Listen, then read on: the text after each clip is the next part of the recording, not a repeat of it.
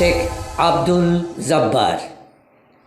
দুপুরের খড় রোদে উদাস বাতাস অরণ্যের দিকে ধেয়ে চলে, আর মর্মর বিষণ্ণ ধ্বনিতে বৃদ্ধ পাতারা হা হুতাশ করে।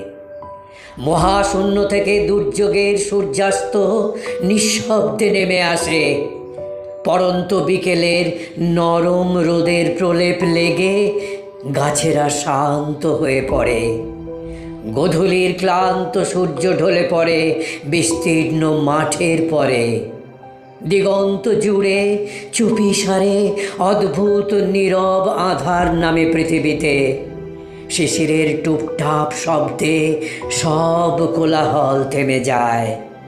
পাখপাখালিরা ঘরে ফেরে, মসজিদে আজানের ধ্বনি, মন্দিরে শঙ্খধ্বনি বেজে ওঠে। স্মৃতির পাতা জুড়ে নতুন নতুন খবরের ঘ্রাণ। প্রতিদিন সেই ঘ্রাণে অবাক হয়ে দেখি সম্ভাবনার মৃত মুখ।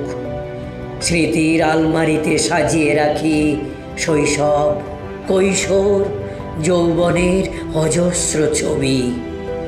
হঠাৎ হঠাৎ বারে বারে নির্জন রাত্রিতে ঘুম ভাঙে।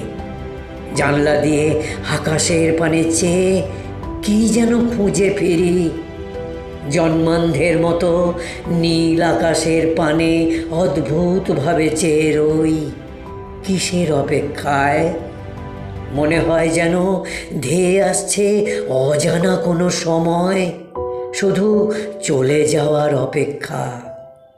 জীবন খুঁজতে খুঁজতে কবে যে মৃত্যুর পথে হাঁটছি তাও জানি না।